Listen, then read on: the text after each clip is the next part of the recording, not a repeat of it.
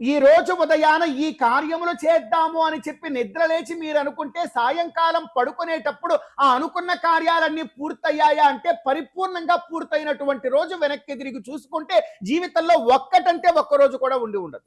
ఇలా మానవ జీవితము ప్రస్తుత పరంపరలో వేగంగా ముందుకు సాగిపోతూ ఉన్నది. ఈ సంసారపు ఒడ్డుకి చేరడానికి ఒక ఊతం కావాలి. అది ఏమిటి అంటే భగవంతుడి యొక్క హృదయ పద్మము నుండి జన్మించినటువంటి విఖనోమునీంద్రుల వారు చాలా గొప్పదైనటువంటి ఉపాయాన్ని మనకు అందజేశారు. భక్త్యా భగవంతం నారాయణమర్చయేత్ తద్విష్ణోహో పరమం పదం గచ్చతీతి విజ్ఞాయతి.